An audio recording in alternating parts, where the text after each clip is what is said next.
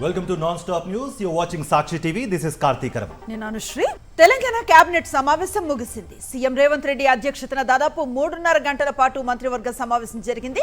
December 1 నుంచి 9వ తేదీ వరకు ప్రజాపాలన, ప్రజా విజయోత్సవాలు నిర్వహించాలని కేబినెట్ నిర్ణయించింది. రాష్ట్రంలో ప్రజాప్రభుత్వం ఏర్పడి 2 ఏళ్లు పూర్తయిన సందర్భంగా ఉత్సవాలు జరపాలని తీర్మానించింది.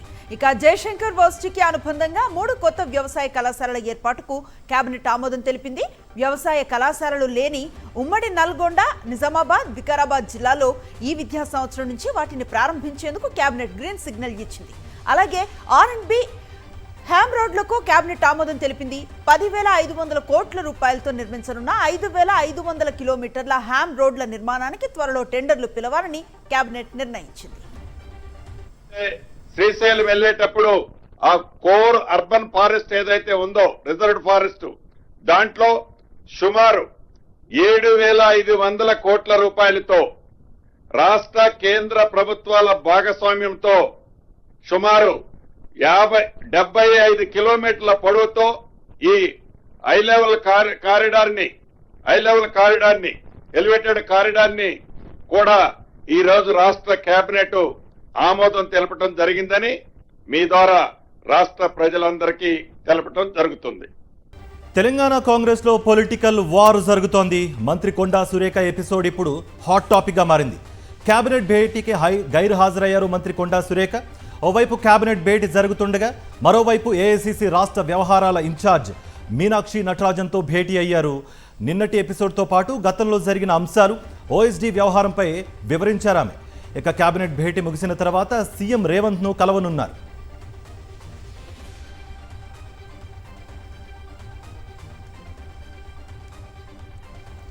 తాను చెప్పాల్సింది పడుతున్న ఇబ్బందులను గురించి పార్టీ పెద్దలకు వివరించానన్నారు కొండా సురేఖ. సమస్యను పరిష్కరించే బాధ్యత తమదని వారు హామీ ఇచ్చారన్నారు. అధిష్టానం తీసుకునే ఏ నిర్ణయానికైనా కట్టుబడి ఉంటానన్నారు కొండా సురేఖ. పార్టీ రాష్ట్ర in-charge Meenakshi Natarajan, PCC chief Mahesh గౌడ్తో భేటీ తర్వాత ఈ వ్యాఖ్యలు చేశారామె. అయితే కొండా సురేఖ కేబినెట్ భేటీకి కూడా హాజరు కాకుండా మీనాక్షి, మహేష్ గౌడ్తో సుదీర్ఘంగా భేటీ కావటం చర్చనీయాంశంగా మారింది. ఈరోజు మా AICC general secretary Meenakshi madam గారి దగ్గరికి రావడం జరిగింది. మా పిసిసి ప్రెసిడెంట్ గారు కూడా ఇక్కడికి రావడం జరిగింది. నా యొక్క ఆలోచనలు మరి నాకున్నటువంటి ఇబ్బందులు వారితోటి షేర్ చేసుకోవడం జరిగింది. వారందరూ కూడా కూర్చొని మాట్లాడి దీనికి ఒక సొల్యూషన్ తీసుకొస్తామని చెప్పారు. అది వాళ్లకు వదిలేసి నేను వాళ్ళకి చెప్పాల్సింది చెప్పి వాళ్ళకే అప్పచెప్పి ఈరోజు ఏది నిర్ణయం తీసుకున్నా కూడా వాళ్ళు ఇచ్చిన ఆదేశాల మేరకు నేను ముందుకు పోతానని తెలియజేస్తాను. వదిలేశాను, వాళ్ళు మేము చూసుకుంటాము, మేము చూసుకొని మేము కోఆర్డినేట్ చేస్తామని చెప్పడం జరిగింది. మంత్రి సురేఖ వ్యవహారంపై విచారణ చేపట్టాలని తెలంగాణ బీజేపీ రాష్ట్ర అధ్యక్షుడు రామచంద్రరావు డిమాండ్ చేశారు. దోచుకున్న సొమ్మును పంచుకోలేక తన్నుకుంటున్నారని విమర్శించారాయన. దోచుకునే లీడర్లు ఎక్కువ రోజులు ఉండకూడదన్నారు. కాంగ్రెస్ నేతల ఆస్తుల వివరాలు బయట పెట్టాలన్నారు. కొండా సురేఖ గారి యొక్క ఏదైతే వ్యవహారం ఏది ఉందో, సిమెంట్ ఫ్యాక్టరీ ఓనర్ని బెదిరించి వసూలు చేయడమో ఏది ఉన్నాయో, దీని అనంతరం ఇటు ఆరోపణలతో ప్రతి ఆరోపణ కూడా వచ్చినాయి. దోచుకున్న సొమ్ముని పంచుకోలేక దంచుకున్న సొమ్ముని ఈరోజు దానికోసం తన్నుకుంటున్నారు. మీరు ఈ దోచుకున్న సొమ్ము దంచుకొని ఈరోజు తన్నుకుంటున్నారు మీ ప్రభుత్వము. ఇటువంటి పరిస్థితి ఈరోజు తెలంగాణకు పట్టిందంటే తెలంగాణ తీసుకువచ్చింది ఒకటి దోచుకుంటారు.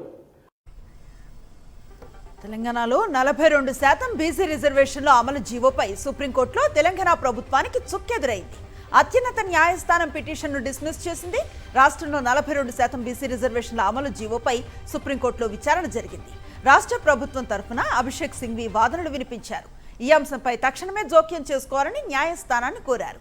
రిజర్వేషన్లు 50% మించొద్దనే అభిప్రాయం సరికాదని కోర్టుకు వివరించారు. ఇక రిజర్వేషన్ల పెంపుపై అసెంబ్లీలో అన్ని పార్టీలు ఏకాభిప్రాయాన్ని వ్యక్తం చేశాయని, 3 నెలలు దాటినా బిల్లుపై గవర్నర్ నిర్ణయం తీసుకోలేదని వాదించారు.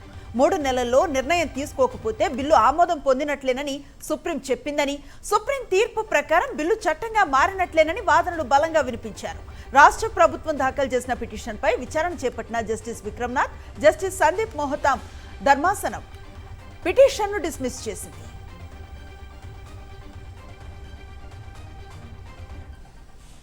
బీసీ రిజర్వేషన్ల విషయంలో వెనుకడుగు వేసే ప్రసక్తే లేదన్నారు టీపీసీసీ అధ్యక్షులు మహేష్ కుమార్ గౌడ్. అసెంబ్లీలో మద్దతిచ్చి బయట కొందరు మోకాలొడ్డుతున్నారంటూ ఆగ్రహం వ్యక్తం చేశారు ఆయన. బీసీ రిజర్వేషన్ల విషయంలో న్యాయపరంగా పోరాడతామన్నారు. తెలంగాణ బీసీ జేఏసీ బంద్కు మద్దతు ఇస్తున్నామన్నారు Mahesh Kumar Goud. BC JAC 42% reservation సాధించుకోవాలనే ఉద్దేశంతో ఈ నెల 18న రాష్ట్ర వ్యాప్త బంద్కు పిలుపునిచ్చింది. కాంగ్రెస్ పార్టీ మొదటి నుంచి 42% రిజర్వేషన్ ఓబీసీల కోసం కట్టుబడి ఉంది. కాంగ్రెస్ పార్టీ ఇచ్చిన కమిట్మెంట్, కాంగ్రెస్ పార్టీ చేసిన వాగ్దానం అది. కామారెడ్డి డిక్లరేషన్ పెట్టినటువంటి పొందుపరిచిన అంశం అది. ఆ కారణంగానే రాహుల్ గాంధీ గారి యొక్క ఆకాంక్ష మేరకు కుల సర్వే చేసి ఈ రాష్ట్రంలో ఇంతమంది బీసీలని చెప్పడం జరిగింది. బీసీ రిజర్వేషన్ల సాధనకు మద్దతుగా ఈ నెల 18న బీసీ జేఏసీ చేపట్టబోయే బీసీ బంద్లో పాల్గొంటామని బీఆర్ఎస్ పార్టీకి చెందిన బీసీ నాయకులు తలసాని శ్రీనివాస్ యాదవ్, శ్రీనివాస్ గౌడ్ స్పష్టం చేశారు. తెలంగాణ భవన్ నుంచి వెళ్లి బీసీ బంద్లో పాల్గొంటామని వారు తెలిపారు. బీసీ రిజర్వేషన్ల విషయంలో కాంగ్రెస్ డ్రామా చేయడానికి చూసిందని, కానీ ఆ డ్రామా వర్కౌట్ కాలేదని వారు దుయ్యబట్టారు. కులగణన సర్వే పత్రంపై ముఖ్యమంత్రి, ఉప ముఖ్యమంత్రి ఫోటో పెట్టడం తప్పని వారు ఆక్షేపించారు. 42% రిజర్వేషన్ ఇచ్చాకే ఎన్నికలకు వెళ్లాలని డిమాండ్ చేశారు. జూబ్లీహిల్స్ లో ఓట్ చోరీపై హైకోర్టులో విచారణ జరిగింది. బీఆర్ఎస్ వర్కింగ్ ప్రెసిడెంట్ కేటీఆర్ దాఖలు చేసిన పిటిషన్పై విచారణ జరిపిన హైకోర్టు కీలక వ్యాఖ్యలు చేసింది. ప్రత్యేక ఆదేశాలు ఇవ్వాల్సిన అవసరం లేదని పేర్కొంది. ఈసీ తరపు న్యాయవాది వాదనలను పరిగణలోకి తీసుకుంది. ఇప్పటికే బోగస్ ఓట్లపై ఫిర్యాదును ఈసీ స్వీకరించిందని, విచారణకు కూడా ఆదేశించిందని తెలిపింది. ఈ సమయంలో ఉత్తర్వులు ఇవ్వలేమని హైకోర్టు స్పష్టం చేసింది.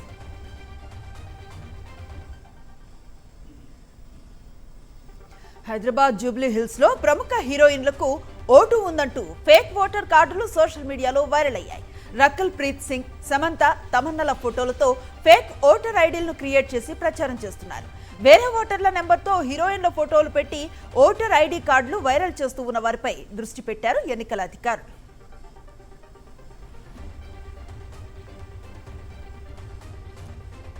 కర్నూలు జిల్లాలో పర్యటించారు ప్రధానమంత్రి నరేంద్ర మోదీ. ఉదయం ఓర్వకల్లు ఎయిర్పోర్ట్కు చేరుకున్న ప్రధానికి governor justice Abdul Nazeer, CM, AP BJP నేతలు స్వాగతం పలికారు. అక్కడి నుంచి హెలికాప్టర్లో సున్నిపెంటలో ఏర్పాటు చేసిన హెలీప్యాడ్ వద్దకు చేరుకున్న ప్రధాని మోదీ రోడ్డు మార్గంలో వెళ్లి శ్రీశైలం పుణ్యక్షేత్రాన్ని దర్శించుకున్నారు. ఆలయ అర్చకులు ప్రధానికి ఘన స్వాగతం పలికారు. అనంతరం మల్లికార్జున స్వామివారికి పంచామృతాలతో రుద్రాభిషేకం, భ్రమరాంబాదేవికి ఖడ్గమాల, కుంకుమార్చన పూజలు చేశారు. ప్రధానికి వేద ఆశీర్వచనం చేసిన వేద పండితులు తీర్థప్రసాదాలు అందజేశారు. ఆ తర్వాత శివాజీ స్ఫూర్తి కేంద్రాన్ని నరేంద్ర మోదీ సందర్శించారు. శివాజీ దర్బార్ హాల్, ధ్యాన మందిరాన్ని సందర్శించి కాసేపు ధ్యానం చేశారు. అక్కడి నుంచి హెలికాప్టర్లో నన్నూరుకు చేరుకున్న ప్రధాని మోదీ ప్రత్యేక వాహనంపై వెడుతూ ప్రజలకు అభివాదం చేశారు. సూపర్ జీఎస్టీ, సూపర్ సేవింగ్స్ బహిరంగ సభ వేదికగా 13,429 కోట్ల రూపాయల విలువైన ప్రాజెక్టులకు శంకుస్థాపనలు, ప్రారంభోత్సవాలు చేశారు. అనంతరం ప్రజలను ఉద్దేశించి ప్రసంగించిన మోదీ కేంద్రం ప్రవేశపెట్టిన జీఎస్టీ 2.0 సంస్కరణలతో కలిగే లాభాలను వివరించారు. साथियों, हमारी सरकार का विजन है सिटीजन सेंट्रिक डेवलपमेंट। इसके लिए हम लगातार नए रिफॉर्म्स के जरिए सिटीजन्स के जीवन को आसान बना रहे हैं। देश में 12 लाख रुपए तक की आय पूरी तरह से टैक्स फ्री हो चुकी है। सस्ती दवाइयां, सस्ता इलाज, बुजुर्गों के लिए आयुष्मान कार्ड जैसी अनगिनत सुविधाएं, इनसे ईज ऑफ लिविंग का एक नया अध्याय शुरू हुआ है। అంతకుముందు కర్నూలు ఎయిర్పోర్టు వద్ద ప్రధాని మోదీని వైఎస్ఆర్సీపీ నేతలు కలిశారు. MLA Virupakshi, MLC Madhusudan, Kurnool ZP chairman ప్రధాని కలిసిన వారిలో ఉన్నారు. మెడికల్ కాలేజీల ప్రైవేటీకరణ నిర్ణయాన్ని నిలిపివేయాలని విజ్ఞప్తి చేశారు. హామీ ప్రకారం వాల్మీకులను ఎస్టీ జాబితాలో చేర్చాలని కోరారు వైఎస్ఆర్సీపీ నేతలు. నంద్యాల, కల్వకుర్తి వరకు బ్రిడ్జ్ కమ్ బ్యారేజ్ నిర్మించాలని వినతి పత్రం ఇచ్చారు వైఎస్ఆర్సీపీ నేతలు. కర్నూలులో సుగాలి ప్రీతి తల్లి పార్వతిని పోలీసులు హౌస్ అరెస్ట్ చేయడంపై ప్రజా సంఘాలు మండిపడుతున్నాయి. సుగాలి ప్రీతి తల్లి న్యాయ పోరాటానికి అడుగడుగున అడ్డంకులు సృష్టించారు పోలీసులు. తన బిడ్డ చావుకు కారణమైన నిందితులను శిక్షించాలని పోరాటం చేస్తున్న సుగాలి పార్వతిని అడ్డుకున్నారు. ప్రధానిని కలిసేందుకు అనుమతి ఇవ్వాలని డిమాండ్ చేశారామె. సభ వరకు రాకుండా సుగాలి పార్వతిని అడ్డుకున్నారు పోలీసులు. గారి అపాయింట్మెంట్ ఇప్పించమని అడిగితే ఇప్పించకుండా పోవడంతో పాటు మమ్మల్ని ఇంట్లోంచి కూడా ఎక్కడికి ఎటు వెళ్లకుండా మమ్మల్ని హౌస్ అరెస్ట్ చేసిన ఈ ప్రభుత్వానికి ఘనత దక్కుతుందని అడుగుతా ఉన్నాను. నిజంగా ఈ ప్రభుత్వానికి చిత్తశుద్ధి ఉంటే కనుక బాధితులమైన మా పైన మీరు నిందితులను చూసినట్లు చూస్తున్నారు. నిందితులకేమో విఐపి పాసులు ఇచ్చి మరి ప్రధానమంత్రి మోడీ గారిని మీరు కల్పిస్తున్నారు. అదేవిధంగా బాధితులమైన మమ్మల్ని మాత్రం మీరు హౌస్ అరెస్ట్ చేసి తెల్లవారుజామున 4 గంటలకే మరి పోలీసు వాళ్ళని ఇంటి చుట్టూ పంపించి మమ్మల్ని ఇంత నరకానికి మీరు గురి చేస్తున్నారు. మమ్మల్ని మానసికంగా మరొకసారి మమ్మల్ని చంపేస్తుంది ఈ కూటమి ప్రభుత్వం అని తెలియజేస్తా ఉన్నాను. సాక్షి మీడియాపై కూటమి ప్రభుత్వం కక్ష సాధింపు చర్యలు కొనసాగుతున్నాయి. నకిలీ మద్యంపై వార్తలు రాసినందుకు సాక్షిపై చంద్రబాబు సర్కార్ జులుం ప్రదర్శిస్తోంది. సాక్షి పత్రిక ఎడిటర్ ధనుంజయ రెడ్డికి వరుసగా నోటీసులు ఇస్తోంది. గత 4 రోజుల్లో 3 సార్లు నోటీసులు ఇచ్చారు ఏపీ పోలీసులు. ఒకే కేసులో వరుసగా నోటీసులు ఇచ్చి బెదిరించేందుకు యత్నిస్తున్నారు. హైదరాబాద్లో సాక్షి ప్రధాన కార్యాలయానికి 3 రోజుల నుంచి వరుసగా వస్తున్నారు పోలీసులు. నోటీసులకు సమాధానం ఇచ్చినా పదే నోటీసులు ఇస్తున్నారు ఏపీ పోలీసులు. సాక్షి మీడియాపై కూటమి కుట్రలకు వ్యతిరేకంగా హైదరాబాద్లో జర్నలిస్టులు ఆందోళనకు దిగారు. సాక్షి ప్రధాన కార్యాలయం వద్ద కొవ్వొత్తులతో నిరసన వ్యక్తం చేశారు. కూటమి ప్రభుత్వ దమనకాండకు వ్యతిరేకంగా నినాదాలు చేశారు జర్నలిస్టులు. ఈ నిరసనలో సాక్షి పత్రిక editor are Dhanunjaya Reddy, Sakshi media జర్నలిస్టులు, ఇతర మీడియా జర్నలిస్టులు పాల్గొన్నారు.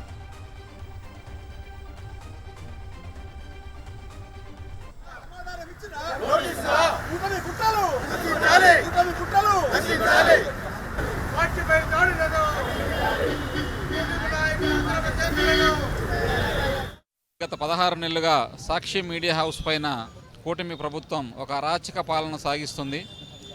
వ్యక్తిగత స్వేచ్ఛ అన్న, మీడియా స్వేచ్ఛ అన్న, పత్రికా స్వేచ్ఛ అన్న ఏమాత్రం గౌరవం కానీ మినిమం ప్రజాస్వామ్యంలో మీడియాను గౌరవించే పద్ధతి లేకుండా పూర్తిగా దమనకాండను కొనసాగిస్తుంది.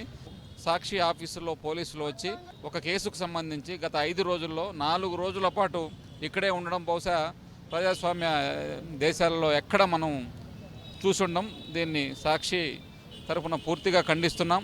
జర్నలిస్టుల మనోధైర్యాన్ని, మొరేల్ను దెబ్బతీసి సాక్షి గొంతుని అనగదొక్కే ప్రయత్నం చేస్తున్నారు. అది ఎప్పటికీ జరగదు. లిక్కర్ అక్రమ కేసు విచారణపై అసహనాన్ని వ్యక్తం చేసింది ఏసీబీ కోర్టు. బెయిల్ పిటిషన్లపై విచారణ సమయంలో ప్రభుత్వం తరఫున వాదించిన సిద్ధార్థ లూథ్రాపై ఆగ్రహాన్ని వ్యక్తం చేసింది. ఇప్పటి వరకు 3 సార్లు రిమాండ్ను పొడిగిస్తూ ఆదేశాలిచ్చినా కొత్తగా ఒక్క ఆధారం కూడా కోర్టుకు సమర్పించలేదన్నారు. మెటీరియల్స్, ఎవిడెన్స్ ఏది ఇవ్వకుండా కోర్టును మిస్గైడ్ చేస్తున్నారంటూ లూథ్రాపై ఫైర్ అయ్యారు జడ్జి. అసలు కేసు విచారణ పూర్తయిందా లేదా సూటిగా చెప్పాలని ప్రశ్నించారు. ఇంకా ఎంక్వైరీ కొనసాగుతోందని, కొత్త విషయాలను గుర్తించాల్సి ఉందని న్యాయస్థానం దృష్టికి తీసుకువెళ్లారు ప్రాసిక్యూషన్ తరపు న్యాయవాది సిద్ధార్థ లూథ్రా. లిక్కర్ అక్రమ కేసులో బెయిల్ పిటిషన్పై విచారణ రేపటికి వాయిదా వేసింది ఏసీబీ కోర్టు. మరిన్ని వాదనలు వినిపించేందుకు రేపు మధ్యాహ్నం 2 గంటలకు వాయిదా వేయాలని ప్రభుత్వ తరపు న్యాయవాది సిద్ధార్థ లూథ్రా కోరగా దాని పిటిషనర్స్ తరపు న్యాయవాదులు అభ్యంతరాన్ని వ్యక్తం చేశారు. ఇరు పక్షాల వాదనలు విన్న ధర్మాసనం విచారణ రేపు మధ్యాహ్నం 12 గంటలకు వాయిదా వేసింది.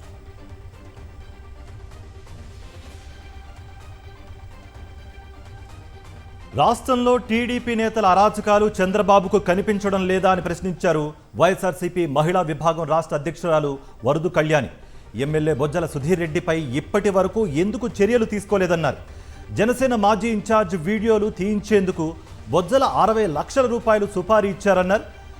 వినుతతో పాటు హత్యకు గురైన వ్యక్తే సెల్ఫీ వీడియోలో స్వయంగా చెప్పారన్నారు వరదు కళ్యాణి. చంద్రబాబు నాయుడు గారికి, లోకేష్ గారికి అత్యంత సన్నిహితుడైన ఎమ్మెల్యే బొజ్జల సుధీర్ రెడ్డి గారు ఏం చేశారు, ఈ మధ్య అంతా కథలుగా వినడం జరిగింది. వాళ్ళ కూటమిలో పార్టీ అయిన జనసేన నాయకురాలైన కోట వినీత అనే ఆమె గురించి ప్రైవేట్ వీడియోలు తీయించడానికి 60 లక్షల డబ్బులు ఆమె డ్రైవర్కి ఎరచూపి తీయించాడు అని చెప్పి ఆ కోట వినీత అన్న ఆవిడ ఎన్నో సందర్భాల్లో ఆవిడ చెప్పడం జరిగింది. మొన్ననే కొద్ది రోజుల క్రితం అయితే ఆ డ్రైవర్ తాలూకా సెల్ఫీ వీడియోలో ఈమెను హత్య చేయడానికి కూడా అతను సంకల్పించాడని చెప్పడం జరిగింది. మాజీ మంత్రి జోగి రమేష్ ను కలిశారు ఎన్టీఆర్ జిల్లా వైఎస్ఆర్సీపీ అధ్యక్షులు దేవినేని అవినాష్. గత కొంతకాలంగా ఆయనపై ఎల్లో గ్యాంగ్ చేస్తున్న దుష్ప్రచారాలపై ఫైర్ అయ్యారు. కూటమి ప్రభుత్వం ప్రజా సంక్షేమ పాలనను గాలి కొదిలేసి వైఎస్ఆర్సీపీ నేతలపై కక్ష సాధించడమే పనిగా పెట్టుకుందని విమర్శించారు.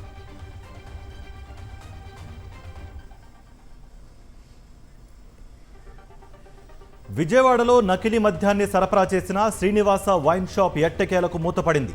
నకిలీ మద్యం కేసులో A1 నిందితుడు టీడీపీ నేత అద్దేపల్లి జనార్దన్ రావు పార్ట్నర్షిప్లో ఏడాది కాలంగా శ్రీనివాస వైన్స్లో యథేచ్ఛగా అమ్మకాలు జరుగుతున్నాయి.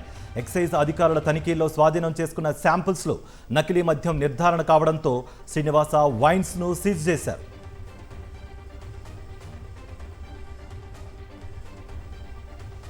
నెల్లూరులో అక్రమ రేషన్ వాటా వార్ కూటమి కొంప ముంచింది. వాటాల తగాదాలతో మంత్రి నారాయణ రంగప్రవేశం చేశారు. Nellore rural MLA NUDA chairman బహిరంగ వ్యాఖ్యలపై మంత్రి ఫైర్ అయ్యారు. నెల్లూరు టీడీపీ నేతలతో టెలికాన్ఫరెన్స్ నిర్వహించిన మంత్రి నారాయణ సంచలన వ్యాఖ్యలు చేశారు. తాను ప్రస్తుతం కాకినాడ జిల్లా ఇన్ఛార్జి మంత్రిగా ఉన్నానని, మీ చేష్టల మూలంగా కాకినాడలో అగౌరవం పాలవుతున్నానంటూ నెల్లూరు టీడీపీ నేతలపై ఫైర్ అయ్యారు. పిఠాపురంలో గతంలో ఇండిపెండెంట్గా గెలిచిన వర్మను ఇప్పుడు అక్కడ జీరో చేశామన్నారు. పవన్ కళ్యాణ్తో విభేదాల నేపథ్యంలో వర్మను జీరో చేశామని మంత్రి నారాయణ చెప్పారు. అందుకే పిఠాపురంలో వర్మ ఇప్పుడు సైలెంట్ అయ్యారని గుర్తు చేశారు. Varma is very ferocious. Independent గెలిచాడు, ఒకసారి ఇండిపెండెంట్ గెలిచాడు, మనం టికెట్ ఇవ్వకపోతే ఇండిపెండెంట్ గా గెలిచాడు. Very ferocious. సార్ అతను టికెట్ రాలా. ఈ మధ్య అతను కూడా కొద్దిగా స్టేట్మెంట్ ఇస్తుంటే లాస్ట్ 3-4 months గురించి అతను జీరో చేశాం.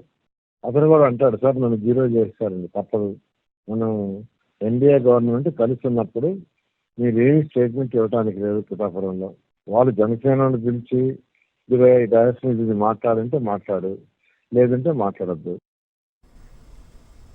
మంత్రి నారాయణ వ్యాఖ్యలపై పిఠాపురం మాజీ ఎమ్మెల్యే వర్మ స్పందించారు.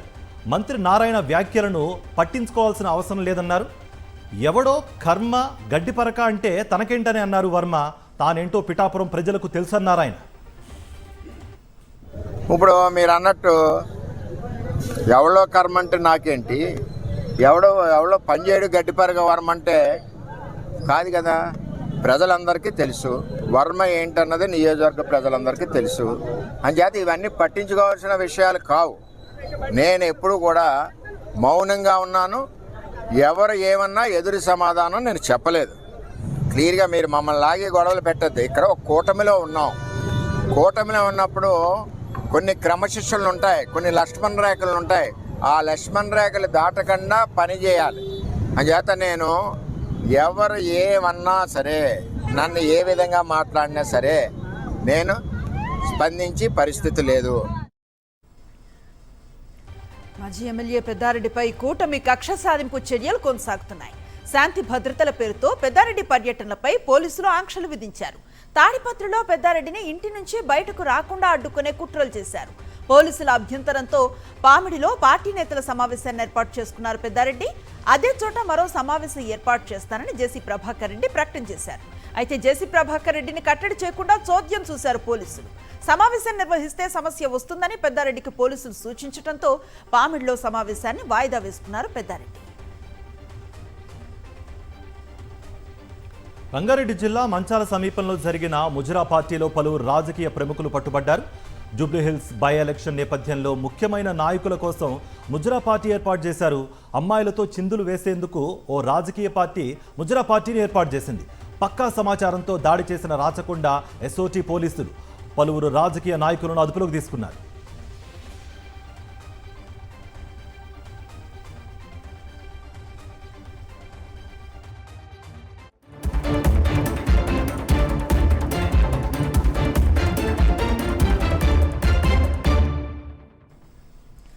జాతీయ వార్తల్లోకి వెళదాం. గుజరాత్ రాజకీయాల్లో ఊహించని పరిణామం చోటు చేసుకుంది. రాష్ట్ర కేబినెట్ మొత్తం రాజీనామా చేసింది. ముఖ్యమంత్రి భూపేంద్ర పటేల్ మినహా మిగిలిన మంత్రులంతా రాజీనామాలు సమర్పించారు. వాటిని ముఖ్యమంత్రి వెంటనే ఆమోదించారు. రేపు కొత్త మంత్రివర్గం ప్రమాణ స్వీకారం చేయనుంది. ఉదయం 11:30 జరిగే కేబినెట్ ప్రమాణ స్వీకారానికి బీజేపీ చీఫ్ జేపీ నడ్డా, కేంద్ర హోంమంత్రి అమిత్ షా హాజరవుతారని బీజేపీ వర్గాలు వెల్లడించాయి. గత కొంతకాలంగా గుజరాత్ మంత్రుల పనితీరుపై సీఎం పటేల్ అసంతృప్తితో ఉన్నారు. దీంతో మంత్రివర్గ పునర్వ్యవస్థీకరణపై వార్తలు వస్తూనే ఉన్నాయి. అయితే ఒక్కసారిగా మంత్రులంతా రాజీనామా చేయడం హాట్ టాపిక్ గా మారింది. బీహార్ అసెంబ్లీ ఎన్నికల తొలిదశ నామినేషన్ల స్వీకరణకు రేపటితో గడువు ముగుస్తుండగా విపక్ష మహాగఠబంధన్లో సీట్ల పంచాయతీ ఇంకా కొలిక్కి రాలేదు. దీంతో ఆర్జేడీ అధినేత లాలూ ప్రసాద్ యాదవ్కు ఫోన్ చేశారు కాంగ్రెస్ నేత రాహుల్ గాంధీ. సీట్ల సర్దుబాటుపై చర్చలు జరిపారు. కాంగ్రెస్ అధ్యక్షుడు మల్లికార్జున ఖర్గే నివాసంలో సమావేశం అనంతరం లాలూతో మాట్లాడారు రాహుల్. బీహార్ మహాకూటమిలో కాంగ్రెస్, ఆర్జేడీతో పాటు వామపక్షాలు, వీఐపీ భాగస్వామ్య పక్షాలుగా ఉన్నాయి. సీట్ల సర్దుబాటు వ్యవహారం కొలిక్కి రాకముందే సిపిఐ ఎంఎల్ 18 మందితో, సిపిఐ 6 అభ్యర్థులతో జాబితాలు ప్రకటించాయి. సీట్లు ఖరారు కాకపోయినా పలువురు ఆర్జేడీ, కాంగ్రెస్ నేతలు ఇప్పటికే నామినేషన్లు దాఖలు చేశారు. కేరళలోని శబరిమల ఆలయంలో మాయమైన బంగారాన్ని సిట్ అధికారులు స్వాధీనం చేసుకున్నారు. ఈ కేసులో ప్రధాన నిందితుడు ఉన్నికృష్ణను అరెస్టు చేసిన పోలీసులు అతని సన్నిహితుడి వద్ద బంగారాన్ని రికవరీ చేశారు. ఆలయంలో ద్వారపాలకుల విగ్రహాలకు ఎలక్ట్రోప్లేటింగ్ చేసేందుకు తీసుకువెళ్లిన నిందితులు దాని నుంచి 4.5 కిలోల బంగారాన్ని తీసినట్లుగా గుర్తించారు. ఈ కేసులో కేరళ హైకోర్టు సిట్ దర్యాప్తుకు ఆదేశించడంతో పలువురు నిందితులను అదుపులోకి తీసుకుని విచారించారు. ఎట్టకేలకు ఉన్నికృష్ణన్ సహాయకుడి నుంచి బంగారాన్ని రికవరీ చేశారు సిట్ అధికారులు. రేపు శబరిమల ఆలయం తెరుచుకోనున్న నేపథ్యంలో భక్తులకు ఎలాంటి ఇబ్బందులు కలగకుండా బంగారాన్ని మళ్లీ తాపడం చేయనున్నారు.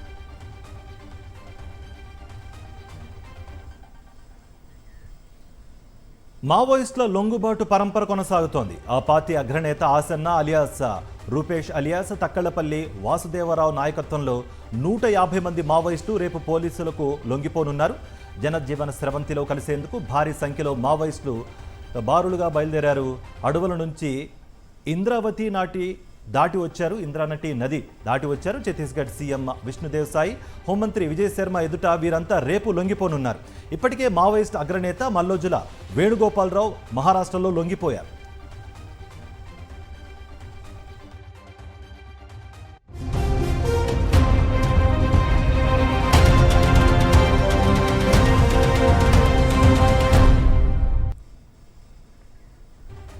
అంతర్జాతీయ వివరాలకు వెళదాం. పాకిస్తాన్ ఇచ్చే సొమ్ము కోసమే డొనాల్డ్ ట్రంప్ అహంభావంతో వ్యవహరిస్తున్నారని ఆరోపించారు అమెరికా మాజీ రాయబారి రహమ్ ఇమాన్యుయల్. చైనాని ఎదుర్కోవడంతో భారత్ అత్యంత కీలక భాగస్వామి అయినా ఆ విషయాన్ని ట్రంప్ గుర్తించడం లేదన్నారు. పాకిస్తాన్ నుంచి ట్రంప్ కుమారుడికి భారీ మొత్తంలో డబ్బు అందుతోందని, అందువల్లే ఇండియా అమెరికా మధ్య సంబంధాలు చెడగొడుతున్నారన్నారు. ట్రంప్ చేసిన భారీ తప్పును చైనా తమకు అనుకూలంగా మలుచుకుంటోందన్నారు రహమ్. మేడ్చల్ జిల్లా పేట్ బషీరాబాద్లోని దూలపల్లిలో అగ్ని ప్రమాదం జరిగింది. పాలిమర్స్ కంపెనీలో మంటలు ఎగిసిపడుతున్నాయి. 2 ఫైర్ ఇంజన్లతో మంటలు నార్పుతున్నారు ఫైర్ సిబ్బంది.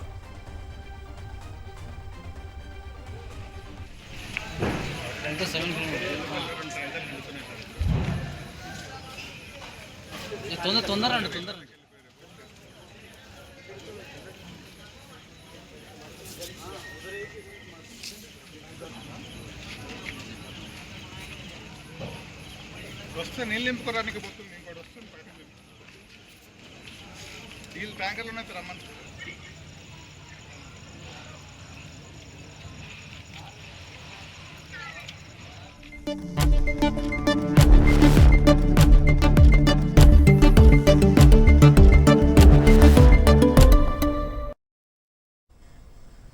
బిజినెస్ అప్డేట్స్ చూద్దాం. వరుసగా 2వ రోజు దేశీయ స్టాక్ మార్కెట్స్ భారీగా లాభాల బాట పట్టాయి.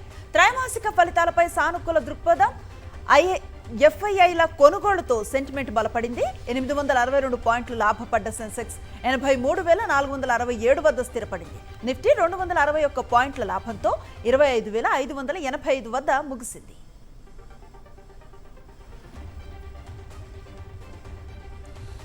పసిడి కొనుగోలుదారులకు ఊరటనిచ్చింది గోల్డ్. ఈరోజు బంగారం ధరలో ఎలాంటి మార్పు లేదు. 24 క్యారెట్ల 10 గ్రాముల బంగారం ధర 1,29,440 రూపాయలు పలుకుతోంది. 22 క్యారెట్ల 10 గ్రాముల పుత్తడి 1,18,650 రూపాయలు పలుకుతోంది. కిలో వెండిపై 1000 రూపాయలు తగ్గడంతో 2,06,000 పలుకుతోంది.